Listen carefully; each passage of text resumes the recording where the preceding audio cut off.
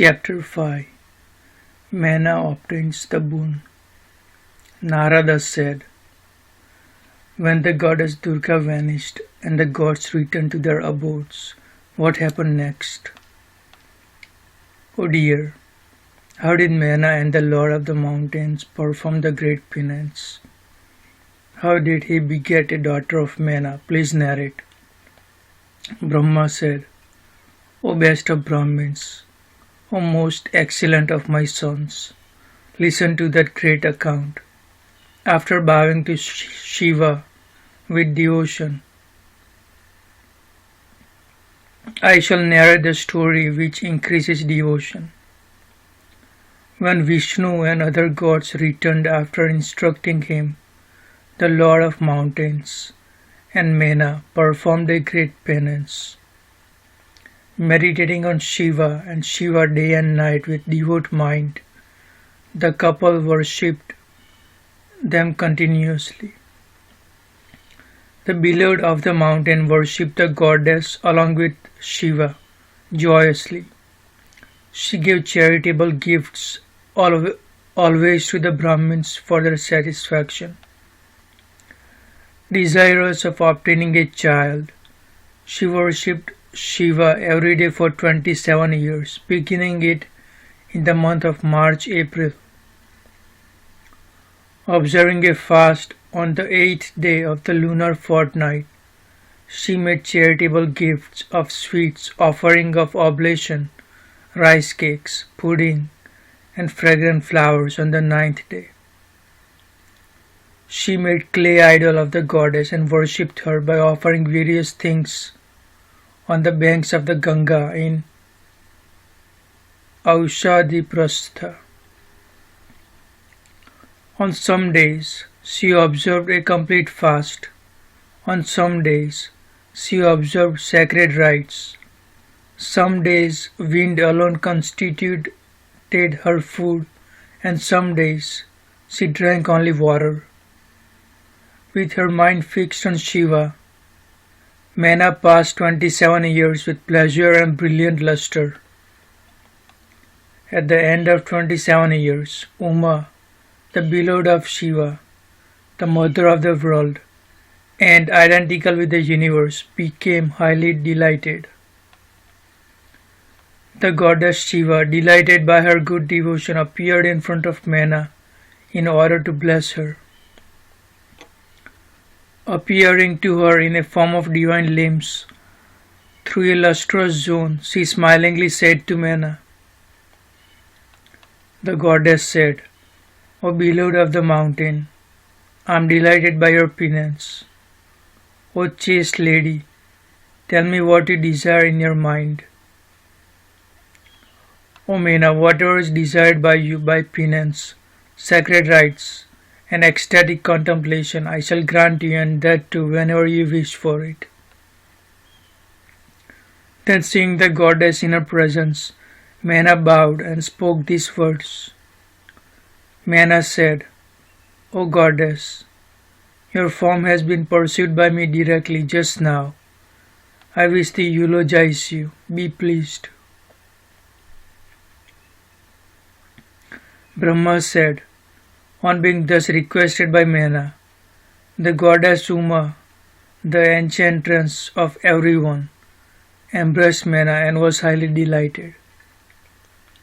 Acquiring very great wisdom, Mana eulogized Shiva, what had appeared in person, by means of pleasing words with great devotion. Mana said, I bow to the great goddess, the bestower of all desires.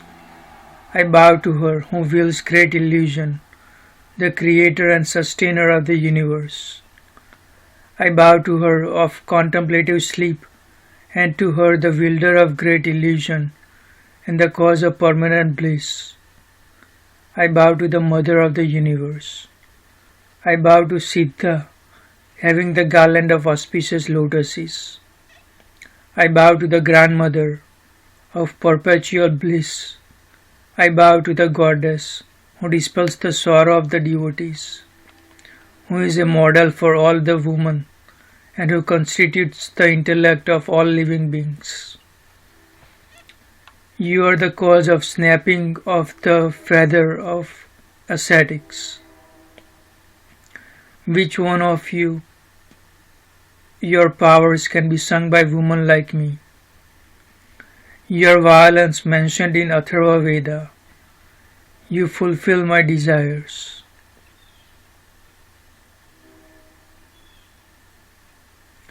The living beings are being united to the different principles of the nature of permanence and otherwise, and those without sustenance are discarded.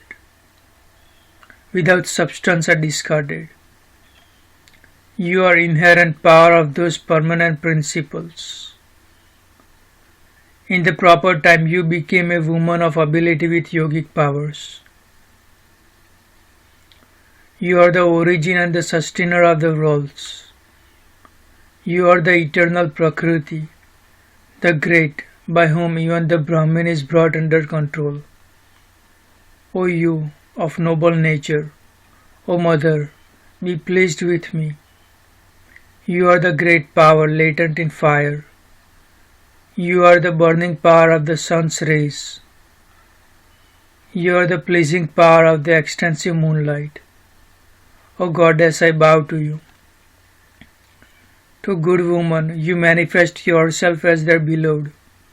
To persons of perfect self-control and sublimation, you manifest yourself as eternal. To the universe, you manifest as desire. As of Vishnu, you are the Maya, so you are of Shiva. You assume different forms as you please for the purpose of creation, sustenance and annihilation, and give birth to the bodies of Brahma, Vishnu and Shiva. You of such potentiality, be pleased. Obeisance to you again.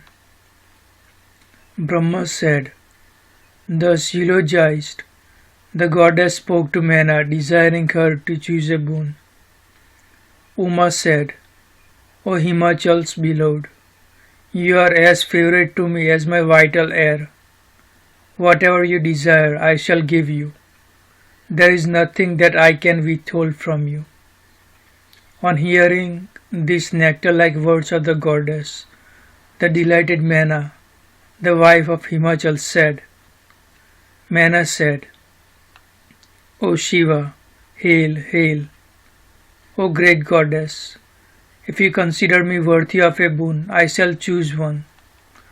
O mother of the universe, at first let me have 100 sons endowed with longevity,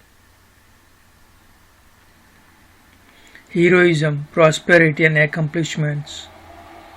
After that let me have a daughter of comely features and good qualities, who will delight both the families and who will be revered by the three worlds. O Shiva, be my daughter for fulfilling the needs of the gods. O goddess, be Rudra's wife and indulge in divine sports with the Lord. Brahma said, on hearing the words of Mena, the delighted goddess spoke smilingly, fulfilling her desire.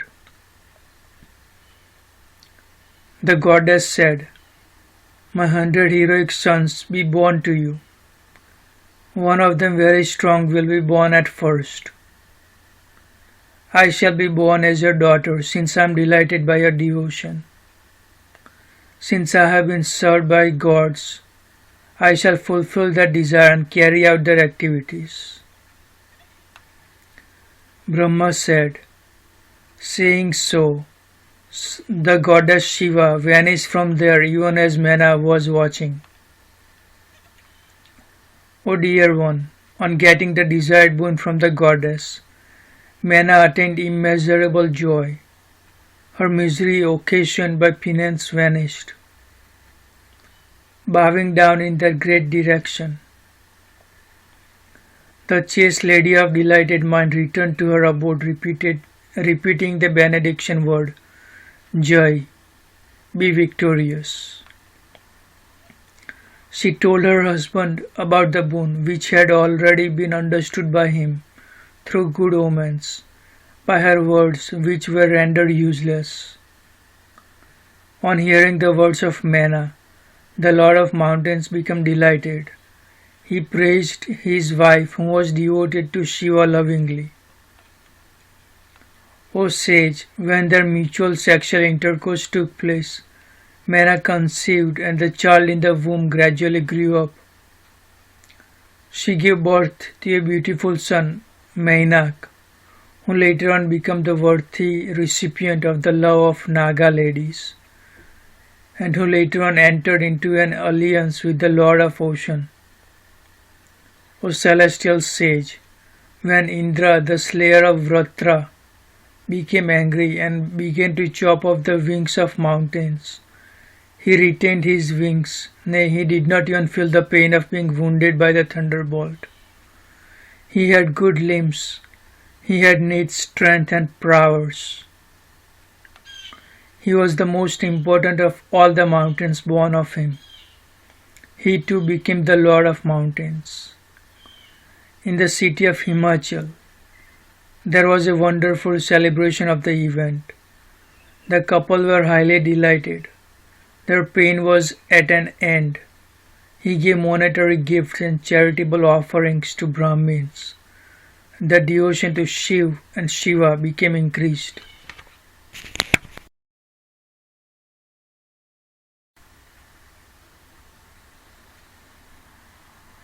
Chapter 6. Parvati's birth.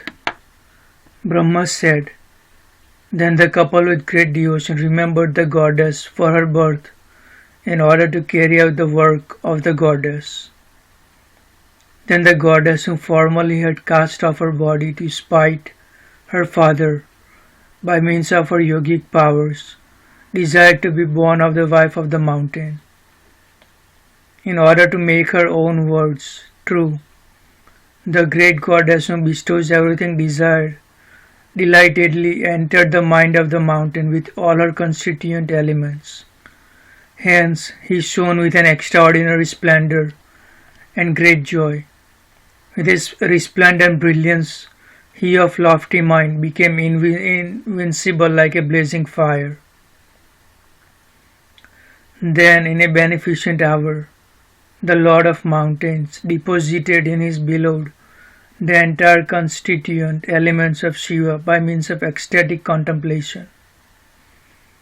The wife of the mountain, by the grace of the goddess, who had sympathetically stationed herself in the mind of the mountain, conceived. The beloved of the mountain, Mana, shone all the more by the presence of the goddess who bore the entire universe. She appeared as if she was in a brilliant sphere. Mana bore the characteristic signs of pregnancy, which almost indicated the imminent rise in pleasure of her Lord, and served as the auspicious cause for the future bliss of the gods. The weakness of her body did not allow her to wear ornaments. Her face became pale like the lodra flower. She resembled the night when there are few stars and the moon is in a waning state. Kissing her face, emitting the fragrance of the earth, in the course of his secret dalliance, the Lord of the Mountains was not satiated. His love increased. The Lord of Mountains asked Mana friends frequently, what are the desires of Mana? She herself does not express them out of bashfulness. Whatever product of the mountain she wished to have in the course of her pregnancy, she found brought to her. There was nothing which he, the Lord of the mountain, could not accomplish in the heaven too. Surmounting the difficulties of the early days of pregnancy, she grew more plump in her limbs. Mana then shone like a tender creeper, putting forth more leaves and flowers. The Lord of the Mountains considered his pregnant queen like the earth with a treasure within, and like the semi twig with latent fire in it. The intelligent lord of mountains performed all the sacred rites befitting his love for his wife, the loftiness of his mind, the vastness of riches earned by him, and the injunctions of the Vedas. At the proper time he saw his wife Mana about to be delivered of the child with delight as one sees the sky enveloped with clouds. The lord of the mountains felt greatly rejoiced on seeing his wife of sound and auspicious in limbs, the labor chambers, presided over by physicians. She felt very brilliant with the mother of the universe in her womb. In the meantime, O sage, Vishnu and other gods as well as the sages came there and eulogized Shiva who was in the womb. The gods said, O goddess, be victorious, O intelligent one, O mother of the universe, O great goddess, O you of true rights, prone to truth, true in three things, O truth formed, O you shall stationed in truth, we have sought refuge in you. O you delighted with truth, origin of truth, truth, of truthful sight. O beloved of Shiva, great goddess, O destroyer of the mysteries of gods, you are the mother of the three worlds, consort of Shiva, pervasive and favorably disposed to your devotees. O goddess of the three worlds, manifest yourself and perform the function of the gods. O goddess, all of us are well protected only due to your favor. Happy persons attain their happiness only from you. Nothing shines in the three worlds without you. Brahma said, thus eulogizing in many ways, the great goddess stationed in the womb. The gods returned to their abodes, highly delighted in their minds.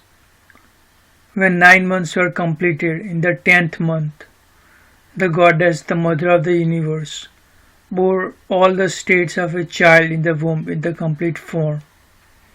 The time was good. The planets, stars, and the luminary heavenly bodies were quiet. The sky was clear, and there was brilliance in all the quarters. The earth, consisting of forests, villages, and oceans, was very auspicious. Lotuses blossomed in lakes, rivers, and tanks. O excellent sage, diverse winds, gentle to the touch, blew. Good men rejoiced, and bad people became unhappy. The gods stood in the sky and sounded big drums. A shower of flowers fell. Excellent Gandharvas sang sweet songs. Vidyadhara, woman and the celestial nymphs danced in the sky. In the heavenly region, great festivities were celebrated by the gods and others. At that time, Shiva, Sati of perfect power, formally appeared in front of Mana in her real form. She was born at midnight, when the constellation Margasiras was in conjunction with the moon on the 9th day, in the month of Madhu, March-April, in the spring season, like the Ganga from the moon's sphere. Coming out of the belly of Mana at the proper time in her real form, she resembled Lakshmi coming out of the ocean. When she was born, Shiva was glad. A slow, fragrant, and auspicious wind blew favorably. Along with the rain, there was a shower of flowers. Fires calmly glowed, and the clouds rumbled. At the time of her birth, riches and prosperity flourished in the city of Himavat. All miseries perished. Vishnu and other gods reached there in time and saw the mother of the universe. They were delighted and happy. They eulogized Shiva, the mother of the universe, the beloved of Shiva, of great illusory power, of divine features and resident of Shiva's region.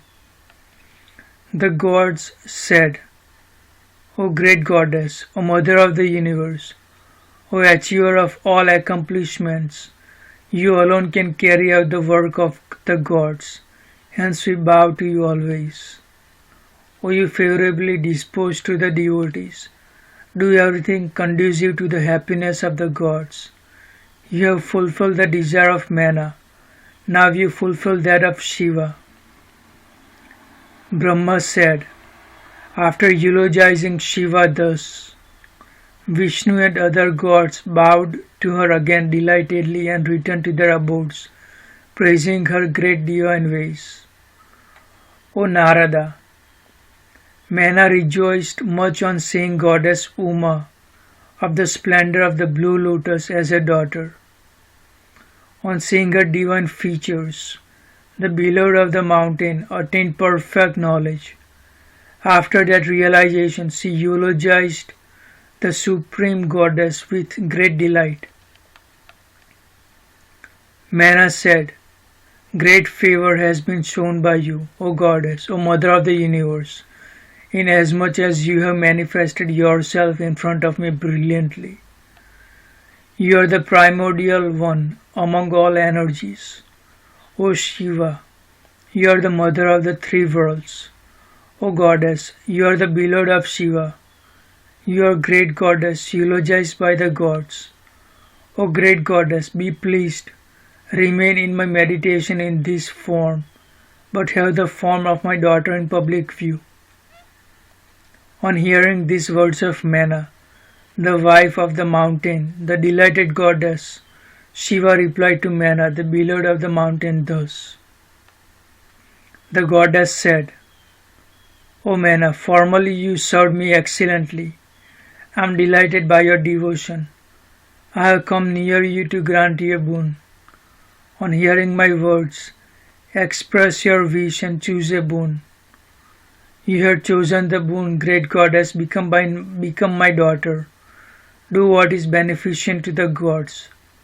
Accordingly, granting you the boon, I return to my abode. O beloved of the mountain, I have become your daughter at the proper time. I have assumed the divine form now, so that you may be reminded of me. In a human form, if I had appeared, it would have put out of knowledge about me. Constantly thinking of me in the form of your daughter or in the divine form, with love, both of you will surely attain my region, the great goal. I shall do the work of the gods, showing my wonderfully divine spots. I shall become the wife of Shiva and redeem good men. Brahma said, after saying this, Shiva kept quiet.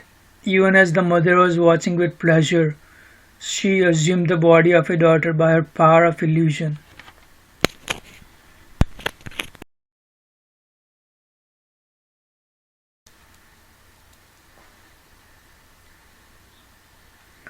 Chapter 7. The Childhood Spots of Parvati. Brahma said, the goddess of great brilliance assumed the form of her baby child in front of Mana and began to cry in accordance with the ways of the world. On account of her splendor that diffused all round the lying-in couch, the midnight lamps that burnt in the lying-in chamber were rendered dim in a trice, O sage. The women in the house were extremely glad on hearing the gentle cry of the child. In their excited flutter and great pleasure, they rushed in. The superintendent of the harem immediately informed the king about the birth of Parvati, which was pleasant and conducive to the work of the gods. To the superintendent of the harem, who brought the news, there was nothing which the king could not give, even including his royal white umbrella. Accompanied by the chief priest and learned Brahmins, the Lord of Mountains came there and saw the child who shone in her lovely clothes. The Lord of Mountains rejoiced on seeing the child shining in dark splendor like that of the blue lotus. All the citizens there, both men and women, rejoiced much. There were great festivities. Different sorts of musical instruments were played. Auspicious songs were sung. The dancing girls exhibited their sartorial skill. The Lord of Mountains performed postnatal sacred rites and made charitable gifts to the Brahmins. Himvat came to the outer gate of the palace and joined the festivities. With a delighted mind, he distributed monetary gifts to the beggars. In an auspicious hour, in the company of the sages, Himvat named his daughter Kali and assigned other pleasing names to her. He gave charitable gifts to the Brahmins out of love and respect. Varieties of festivities were gone through with suitable music. Though he had many sons, the Lord of Mountains and his wife rejoiced more on seeing Kali frequently after these celebrations. There in the palace of the Lord of Mountains, the goddess Shiva grew up like Ganga in the rainy season and like the moonlight in the autumn. The goddess Kali, of exquisite body and comely appearance, acquired more and more splendor like the disk of the moon, acquiring more and more digits day by day. The child was fondly attached to every member of the family. Hence, the kinsmen called her Parvati, a name befitting her family. The girl had all the qualities of good conduct and behavior. Afterwards, when Kali wanted to perform a penance, she was forbidden by her mother, who said, "Oh no, O Uma." Hence, O sage, the sweet-faced lady came to be called Uma in the world. Although he had many sons, the eyes of the mountain were never satiated on seeing the child Parvati endowed with great fortune.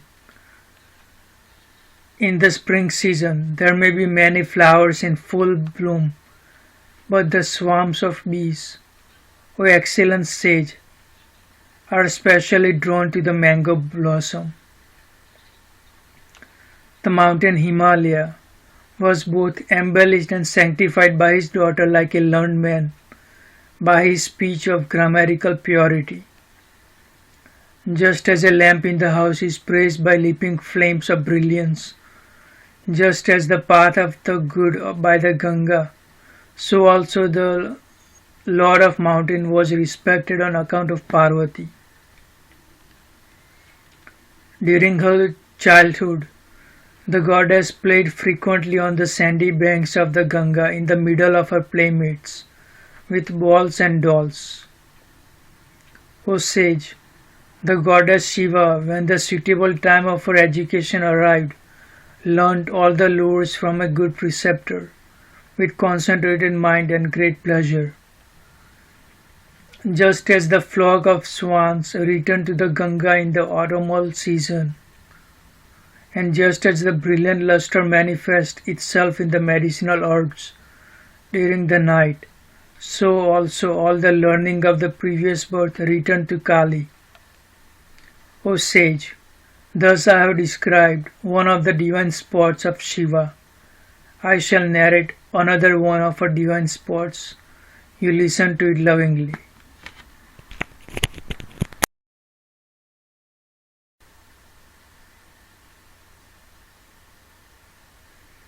Chapter 8 Narada Himalaya Conversation. Brahma said, "Once induced by Shiva, you went to the abode of Himachal lovingly. You who have the knowledge of Shiva and who are the foremost among those who know the divine spots of Shiva.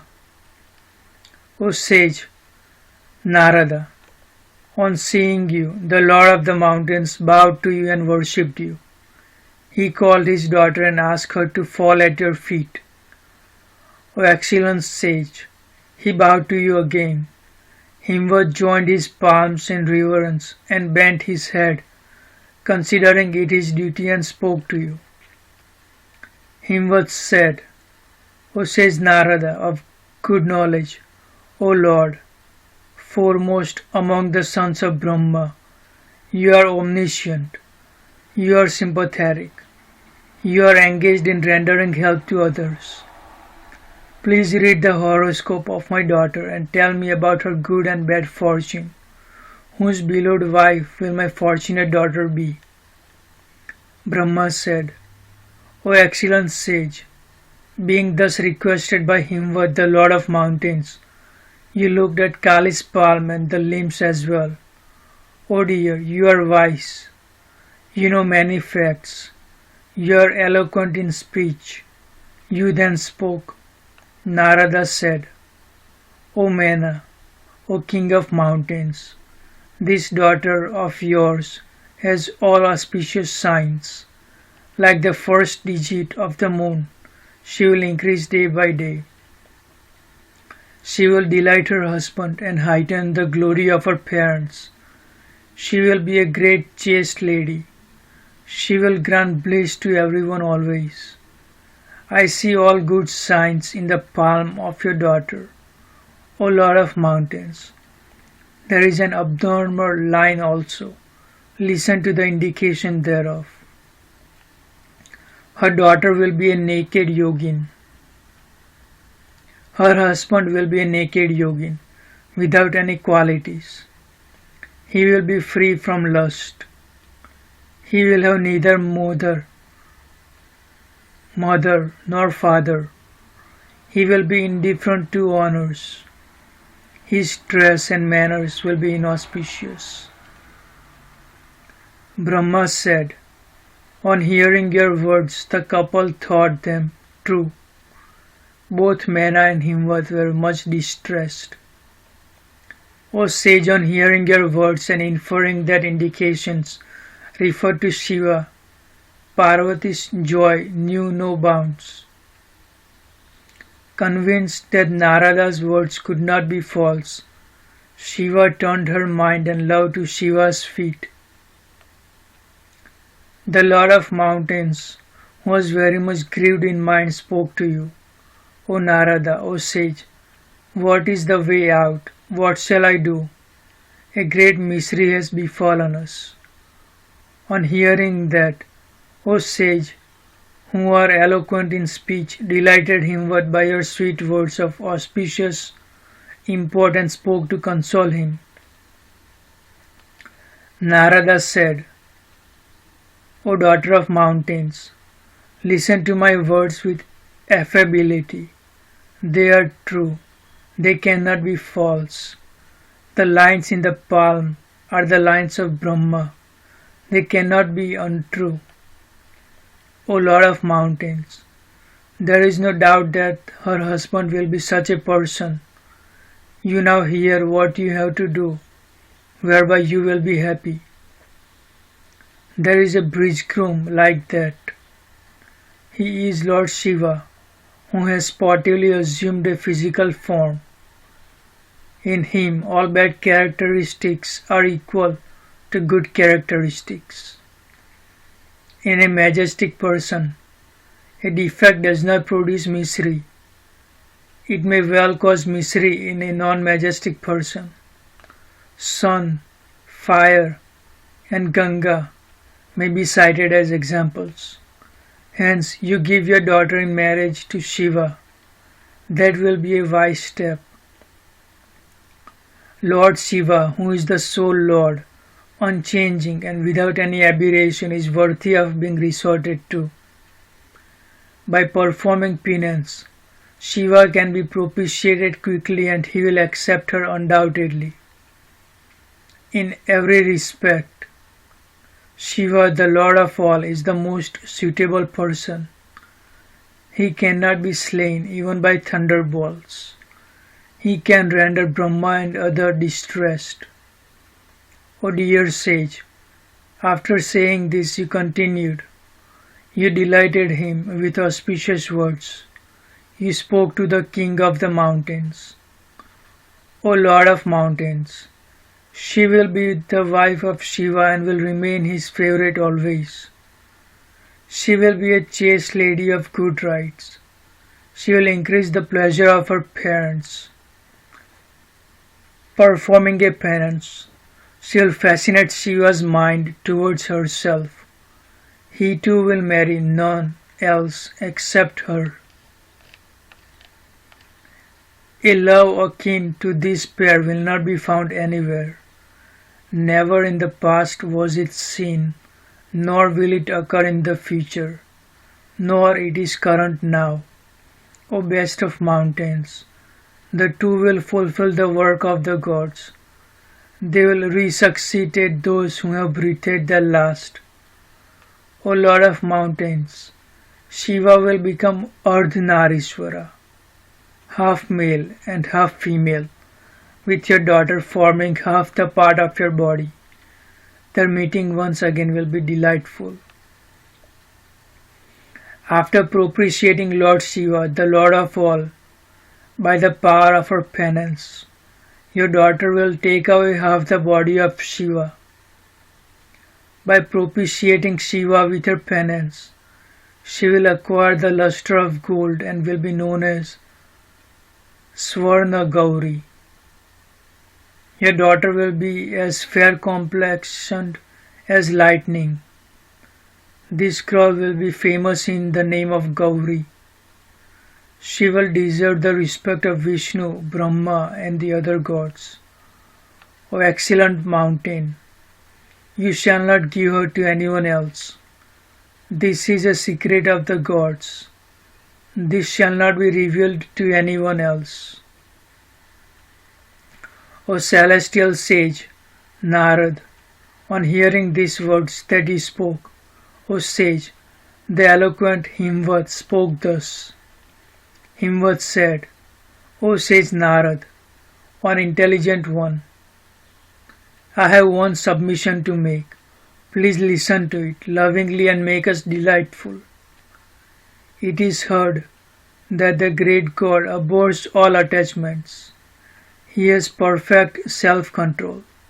He is ever busy in penance and is out to reach of even the gods. O celestial sage, he is in the path of meditation. How can he withdraw his mind from the Supreme Brahman? I have great doubt in this respect. The Supreme Brahman is great and imperishable. It is like the streak of a lamp. It is termed Sadasiva. It is without aberration. It is beyond Brahma. It is both full and devoid of qualities. It has no special traits, no desires. It sees within and not without. O sage, from the Kinnaras who come here, such are the things heard about him. Can it be untrue? This is also heard that Shiva had entered into a contract with the lady Sati. Listen to what I say. O Sati Dakshayani, my beloved, I shall not take the hand of any woman except you as my wife. This is the truth that I say. This was the agreement that he made with Sati formerly. She is dead. How then will he take another woman to be his wife? Brahma said. After saying these words, the Lord of Mountains kept quiet in your presence. O celestial sage, on hearing that he spoke words that revealed the truth, Narad said, O Lord of Mountains, of great intellect, you need not worry. This daughter of yours, Parvati, was formerly the daughter of Daksha. Sati was her auspicious name. Sati, who was Daksha's daughter, became Rudra's wife. being dishonored at the sacrifice of her father, and being the witness of Shiva's dishonor. She was furious and she cast off her body. She herself is born in your house as Parvati. There is no doubt that she will become Shiva's wife. Brahma said, O sage, all these details you mentioned to the Lord of Mountains. You told the previous history of Parvati that increased her pleasure, and on hearing which the Lord of Mountains, his wife and children were freed from all suspicions. On hearing the story from Narada, Parvati bent down her head in bashfulness, but her smile heightened the beauty of her face. On hearing the story, the Lord of Mountains stroked her fondly, kissed her on the head, and placed her on his seat. O sage, on hearing her seated, there you spoke again, delighting the Lord of Mountains, Menaka, and her sons. O King of Mountains, she will have a better throne than this. Shiva's thigh will be her permanent abode. On getting the seat on the thigh of Shiva, your daughter will go to the world where no eye or mind can reach. Brahma said, O Narada, after saying this to the Lord of Mountains, you went to heaven immediately. The Lord of Mountains, too, whose mind was filled with joy, returned to his palace, endowed with all riches.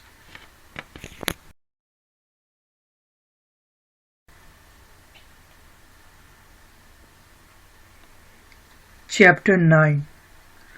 The parents advise Parvati to propitiate Shiva. Shiva appears before Parvati in dream.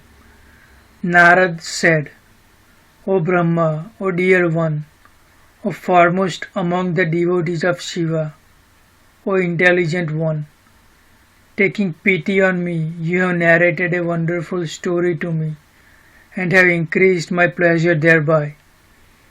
O Brahma, when I of divine vision had gone to my abode, what happened thereafter? Please tell me now. Brahma said, after he had gone to heaven, some time passed. Once Mena approached the Lord of Mountains and bowed to him. After waiting there for some time with humility, the beloved of the mountain addressed her Lord. The chaste lady, who loved her daughter as ardently as her own life, spoke to the Lord of Mountains thus. Mena said, as but is natural to woman, the words of the sage have not been understood by me well. I think it is better that you perform the marriage of your daughter with a handsome bridegroom. Let the bridegroom of Parvati be born of a good family, endowed with good characteristic signs. In every respect, that marriage will yield an unprecedented happiness. Obeisance to you. Do everything necessary to make our daughter as beloved to us as our own lives, very happy and delighted, after being united with a bridegroom. Brahma said, after saying this with tears in her eyes, Mena fell at the feet of her husband. Raising her, the Lord of Mountains, the most excellent among intelligent people, made a true statement. Himachal said, O gentle lady Menka, listen. I shall tell you the truth. Do not be under false impressions. The sage's statement will never be false. If you feel affectionate towards your daughter, zealously instruct your daughter. Let her perform the penance with Shiva as the object, devotedly and steadily. If Shiva is delighted, O Menka, he will marry her. Everything shall be auspicious. The inauspicious features indicated by Narada will perish. All inauspicious things are auspicious in Sadashiva. Hence immediately teach your daughter to hasten to perform the penance for attaining Shiva. Brahma said, on hearing these words of the Lord of Mountains, Mena was greatly delighted. She approached her daughter to advise her to take interest in penance. On seeing the tender limbs of her daughter, Menka was greatly distressed. Her eyes welled up in tears immediately. The beloved of the Lord of Mountains was unable to advise her daughter to perform penance. Parvati understood the implied wish of her mother quickly. Then the omniscient supreme goddess Parvati immediately spoke to her mother. After consoling her again and again, Parvati said, O mother of great intelligence, listen in the early dawn today. At night I had a dream, I shall tell you. Be pleased. A Brahmin sage advised me lovingly and compassionately to perform the penance of Shiva, O mother. Brahma said, on hearing that, Menka called her husband there and told him the dream as seen by her daughter.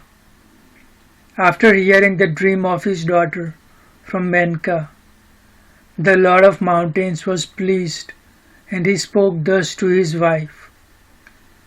The Lord of Mountains said, O dear, at the end of the latter half of the night, I too had a dream. Please listen to it lovingly. I shall zealously explain it.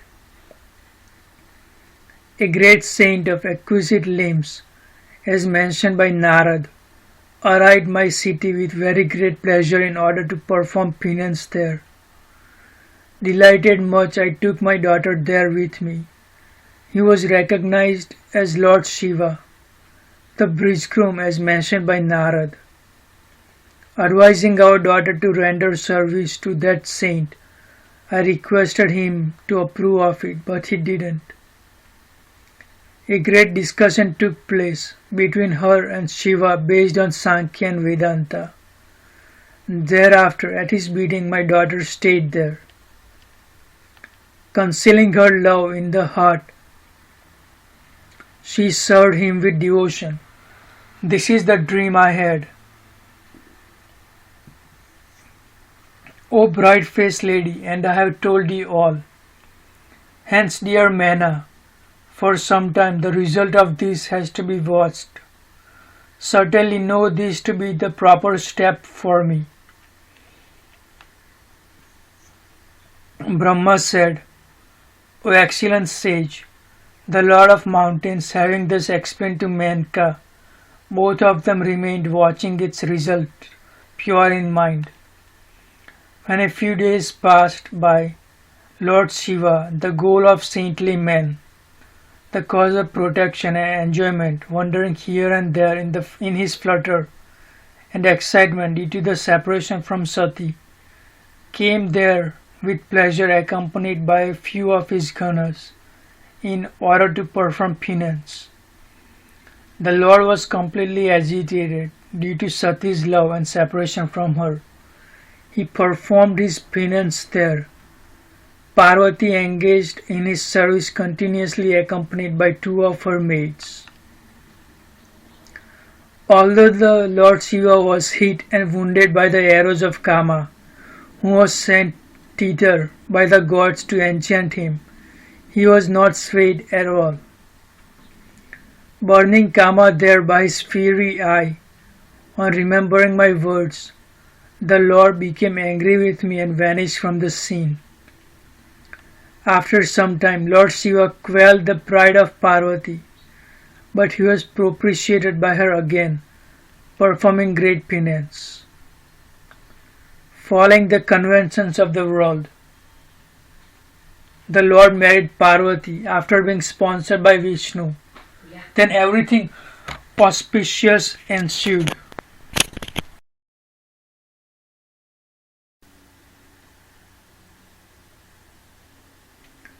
Chapter 10. Mars is born and is raised to the status of a planet by Shiva's grace. Narada said, O Brahma, the fortunate disciple of Vishnu, O Lord, foremost among the devotees of Shiva, please narrate the divine spot of Shiva in detail to me. What did Shiva, separated from Sati, do? When did he go to the excellent reach of the Himavad to perform penance? How did the discussion between Shiva and Shiv take place? How did Parvati attain Shiva by performing penance? O Brahma, these and other things connected with the divine life of Shiva, pleasing and auspicious, you kindly narrate. Sut said, on hearing this inquiry of Narad, Brahma, the excellent Lord of the Worlds, remembered the lotus-like feet of Shiva and spoke. Brahma said, O celestial sage, most excellent among the devotees of Shiva, listen to his glory that sanctifies, renders everything auspicious, and increases devotion. Returning to his mountain, Shiva, in his excitement caused by his separation from his beloved, remembered Sati, who was dearer to him than his very life. Addressing his Ganas, he bewailed her and narrated her good qualities, heightening love. In this way, he showed the way of the world to the people. Abandoning the polished manners of a householder, he cast off his dress and roamed about all the worlds, clever in divine sports that he was. Not seeing her anywhere, the pangs of his separation from Sati increasing Shiva, the benefactor of his devotees, returned to his mountain and entered into trance for the destruction of misery.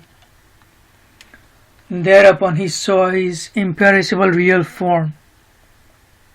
Thus, Shiva remained for a long time eliminating the three attributes and unaffected by aberrations. The Lord himself, the controller of illusion, remained in the state of the Supreme Brahman. Then he gave up trance. Many years elapsed. What happened thereafter, I shall now recount to you. The drops of sweat caused by exhaustion fell on the earth from the Lord's forehead and took the shape of a child immediately. O sage, the child was tawny colored and had 4 arms. He was comely in features. His brilliance was supermundane and unbearable to others. Like a common child, he cried in front of the great Lord, who was engaged in worldly activities. Afraid of Shiva, the earth pondered deeply over it and appeared before him in the guise of a good lady. She lifted up the child immediately and held him to her chest. Lovingly, she suckled the child with her excellent breast milk that flowed over her body. She kissed the child's face lovingly and patted him smilingly.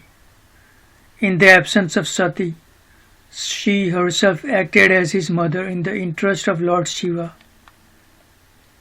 Shiva knew that she was the earth, Shiva the cause of protection and enjoyment, the immanent soul. On seeing her activities, became contented and eagerly said to her laughingly, O earth, you are blessed. Rear this child of mine lovingly, born of my glittering drops of sweat over you. Although the child is born of the sweat of my body, O earth, he will be famous in the world after your name. He will be a bestower of pleasures and will be free from the 3 diseases always. This boy of yours will be bestower of lands and will have good qualities. He will make me too happy. Accept him with pleasure. Brahma said. After saying this, he stopped. He was a bit relieved of his pangs of separation. Shiva, free from aberrations and a lover of good men, acted thus only for following the worldly conventions. The earth too, as Shiva bade her, returned to her abode along with the child. She was extremely happy. The child acquired the name Bhauma, son of the earth. He attained youth immediately.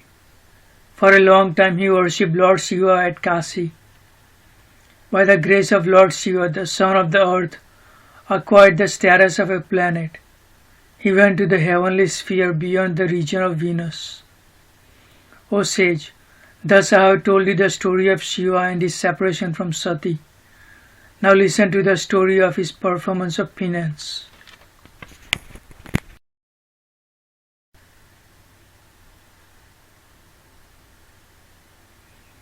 Chapter 11. Shiva and Himvat meet together. Brahma said, O Narada, the daughter of mountain, honored in the three worlds, was brought up in the palace of Himachal. When she was 8 years old, Shiva, distressed by Sati's separation, came to know of her birth. Keeping her wonderful memory within his heart, he rejoiced much. In the meantime, following the conventions of the world, Shiva wished to perform penance in order to concentrate his mind properly. Taking some important ganas of quiet nature, Nandin and others with him, he went to the excellent Himalayan ridge, Ganga, O sage, where the great holy river Ganga flowed from Brahmapura, formerly in order to quell sins. Staying there, Shiva, of full self-control, started his activities of penance.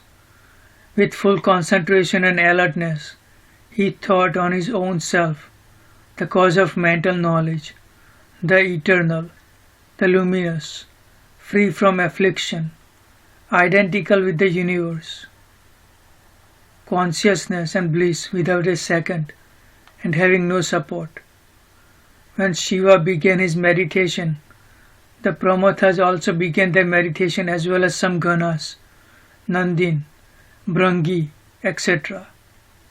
Some of the ganas rendered service to Shiva, the Supreme Self. Some of them became his gatekeepers. They observed silence and did not shout. In the meantime, on hearing that Shiva had come to Aushadhiprastha, the mountain Himvat too went there.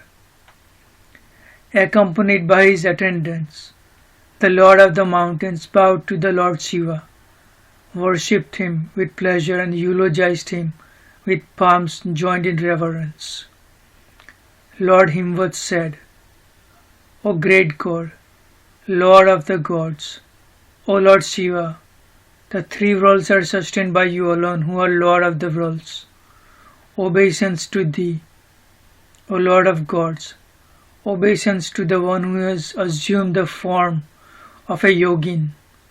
Obeisance to thee, that art possessed and devoid of attributes, and obeisance to thee, who art sportive. O Shiva, obeisance to the resident of Kailasa. Obeisance to one who wanders all over the worlds. Obeisance to thee, the great Lord, to the one indulging in divine sports. Obeisance to the trident holder. O Lord of complete and perfect qualities, obeisance to thee, devoid of aberrations. Obeisance to thee, without aspirations. Obeisance to thee, without desires. Obeisance to the bold one, to the great soul. O Overlord of the three attributes, O Lord of delusion, favorably disposed towards the people, obeisance unto you, who grant inner pleasures of the soul. Obeisance to Brahman, the great soul.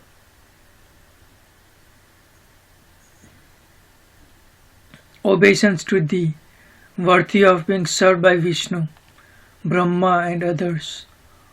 Obeisance to thee of the form of Vishnu and Brahma. Obeisance to thee, the creator of Vishnu and Brahma. Obeisance to thee, O one favorably disposed to the devotees. O one engaged in penance. O one the venue of penance. Obeisance to thee, the bestower of fruits of penance. Obeisance to thee who lovest penance. Obeisance to thee of the form of Brahman and quiescent. Obeisance to thee who lay down the principles of dealings and worldly conventions. Obeisance to the great Shiva, full of attributes. Obeisance to thee, the great soul. O great Lord, your divine spots are incomprehensible. They bestow happiness on saintly men. Your nature is subservient to the devotees, and you are under their control. You are the performer of all activities. O Lord, you have come here because my fortune is in ascendancy. You have been described as a bestower of favors to the distressed. You have put me under your patronage and protection. Today my life has borne fruit. In fact, everything connected with me has become fruitful since you have come here. Knowing me to be your slave of great composure, O great Lord, you can freely command me. With my mind not fascinated by other things, I shall serve you with great pleasure. Brahma said, on hearing these words of the lords of mountains, Lord Shiva slightly opened his eyes and cast a glance on the Lord of Mountains, who was accompanied by his attendants. On seeing the Lord of Mountains with his followers, the bull-bannered God Shiva, the Lord of the universe, permanently engaged in meditation and yogic practice, said smilingly, Lord Shiva said, I have come to perform penance in secret on your top. Make arrangements so that none should be able to come near me. You are a noble soul, the abode of penance and permanent residence of sages, gods, demons, and other great men. You are the permanent residence of Brahmins and others. You are always sanctified by Ganga. You render help to others, and you are the Lord and King of all mountains.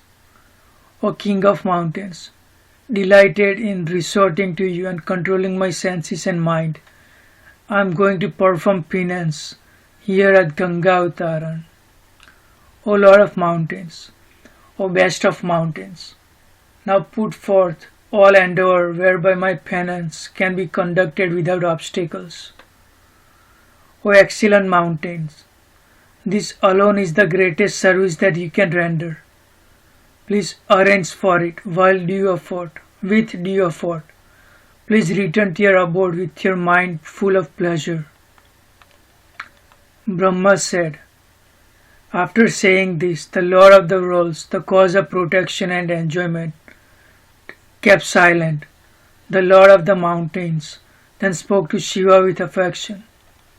Himachal said, O great Lord of the universe, I have come myself and worshipped you. What shall I ask you who stay in my own kingdom? O great Lord, you cannot be attained by great penance, even by the gods who put forth great efforts. But you yourself have come here. There is none more fortunate than me. There is none more meritorious than me, since you have come to perform penance on my summit. O great Lord, I consider myself greater than the God of gods. You have come here with your ganas and made me blessed. O Lord of gods, independently and without any obstacles, perform your great penance. O Lord, I am your slave always. I shall do all service to you. Brahma said, after saying this, the Lord of the mountains returned at once to his abode and enthusiastically narrated everything to his beloved wife. O Narada, calling together all his attendants with the members of their families, the Lord of the Mountain said emphatically. Himachal said, "From now onwards, none of you shall go to the ridge of mine called Ganga Utarana. This is my command. I am telling you the truth. If any one of you goes there, I shall punish that rough particularly. This is the truth I am speaking." O sage, after thus checking all of his attendants, the mountain made other arrangements also. I now tell you all about the same.